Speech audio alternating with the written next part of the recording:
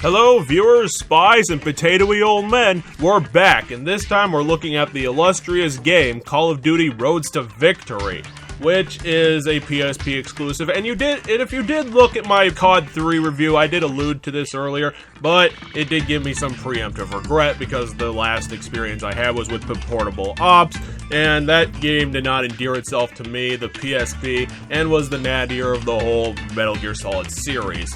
I wished it was a spin-off, but it wasn't, so we have to deal with that.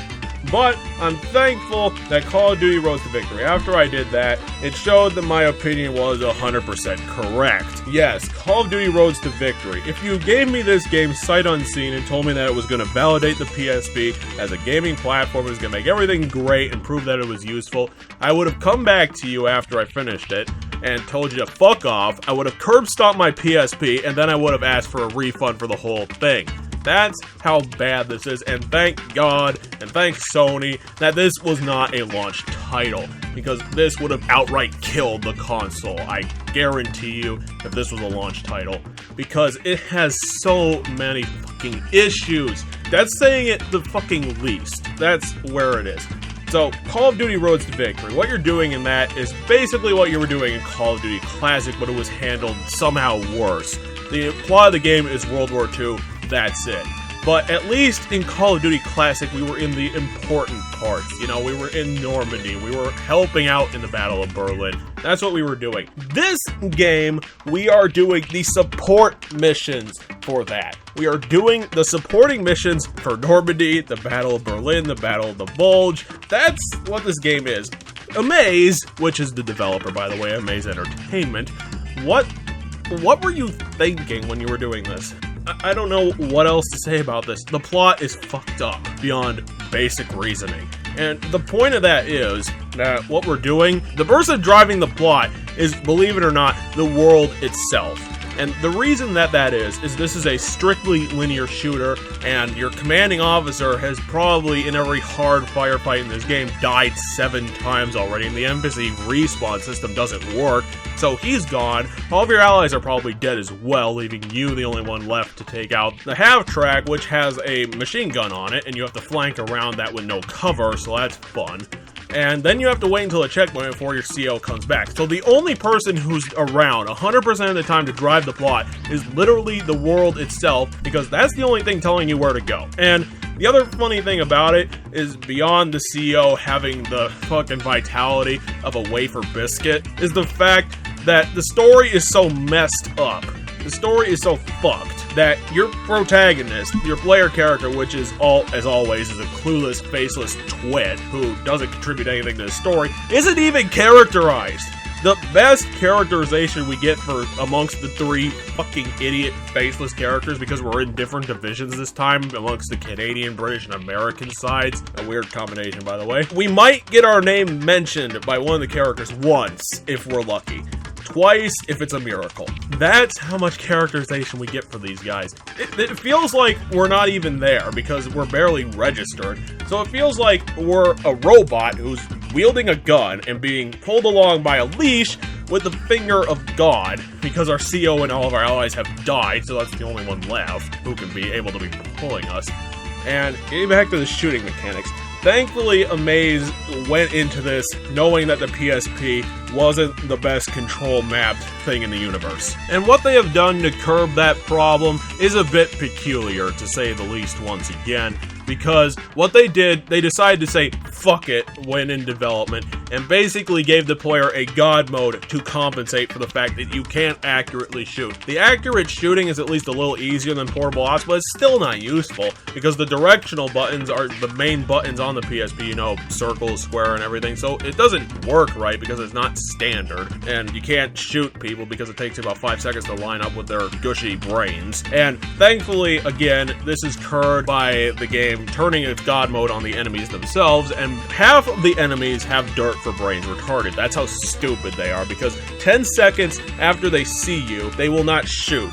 They're either pulling out their gun, reloading, and then by the time that they're ready to fire, you're already up there and using the inaccurate shooting mechanics to basically take their asses apart. And the inaccurate shooting is hilarious. All you have to do in this game, this is the most useful way to kill people, is you have to walk up to the enemy, basically until your crosshair turns red, and then you fucking take them apart, because once you're there, the universe will take the bullets that are coming out of your gun, which is pointing at the guy above the guy who's getting shot, and the bullets are going into his body, and then that guy's body, and then the guy right behind that guy's body, all in the space of 12 seconds. This thing is so god mode retardedly, stupidly simple that the difficulty curve of this game doesn't really move, but the way that they move it forward, or up in any case, is they add more enemies. And these enemies still have the same propensity for fucking retardedism that it's not even funny the fact that they can be killed 4 in a group within 20 seconds without you getting hurt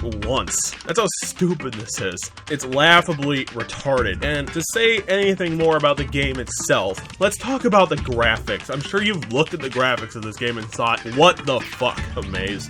I do not want to be in a game and be taking an order from some character who looks like he's made entirely of painted children's blocks on a field that looks entirely painted. These graphics belong more in late-gen Dreamcast games than on a fucking PSP. I've played Portable Ops. It looks fine. This is inexcusable fucking garbage. I expect this on maybe first day Xbox. Maybe. Really late N64.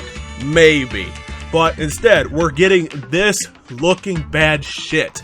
This shite house fucking bottom attempt graphics and art design in 2006. This was probably around the same time that Super Mario Sunshine was coming out, and that looked fucking great on a GameCube. This is on a PSP in 2006. That's inexcusable.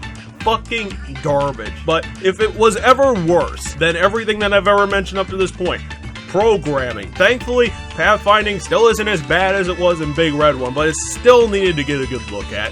Enemies still have the propensity to pop in out of thin air and magically kill your ass when you thought you were done, because that's how respawning works apparently.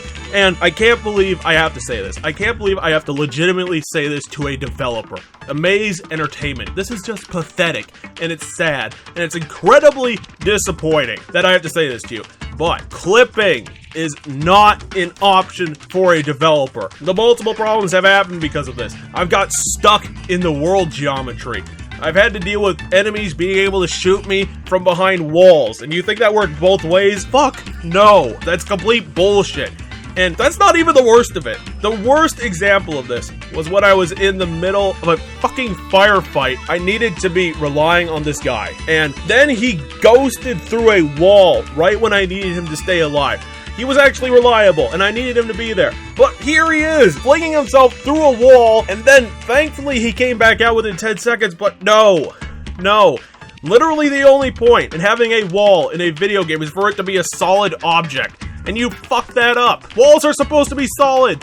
There's no excuse for that. That's the only thing you need to do when making a wall in a video game, and you fucked it up. And that leads me on to my final opinion about Call of Duty Road to Victory, is that this is what would have happened if you remade the PC exclusive Call of Duty Classic on first day Xbox, but half of the development team had fallen asleep. This is what happens. The graphics are shithouse bottom of the barrel, gameplay is too stupid not to beat, which is really fucking simple. The story is a fucking mess, comparable to an old SNES game. Fucking hell, you can do in-depth narrative now. We've been doing it for the last 5 years, probably 10 years, I don't know. But we've been doing it long enough that you can do this. And this is coming from Amaze Entertainment, which is a game with over 100 developed games under its belt. It's a veteran of the movie tie-in game, and to the point where it's been allowed to do iterations for long-standing franchises. And if that's the case, I really hope that this was just a misorganization issue, that you didn't put your right staff on it, that they just weren't doing what they needed to. Maybe half of them did fall asleep or phone in on the project. I really hope that's the case. If this is what you legitimately put out, then I hope that the other franchises have recovered, or you've not fucked them in the same way that you did Road to Victory. Because Road to Victory is the 4.5-hour disaster cash-in game. You're cashing in on the franchise before it's even good. What the hell? Honestly, this is the only part of my career where I've been reviewing games on this channel where I've legitimately wanted to get back to games. I did Ico, and I didn't want a refund for that game. That was just boring. This is a 4.5-hour disaster shithouse fucking shitstorm of countless problems and issues that add up to basically a waste of my money. Time, effort, energy, everything about Call of Duty is fucked up here, which is unfortunate for such a fledgling franchise at this point. Just to finalize my opinion, I'll put a scorecard here just to get out of the way. The next time we'll be together, we'll be moving on to the game that everyone says is good. I have some good high hopes for. It's got some good story. It's probably perfected the gameplay as long as Infinity Ward and Treyarch have been on the job. But we're moving on to Call of Duty 4 Modern Warfare. And I'm just excited to get over there. So I'll end this as I always do with a victory for gamers. Next time we'll be meeting in the Middle East, so I'll see you there.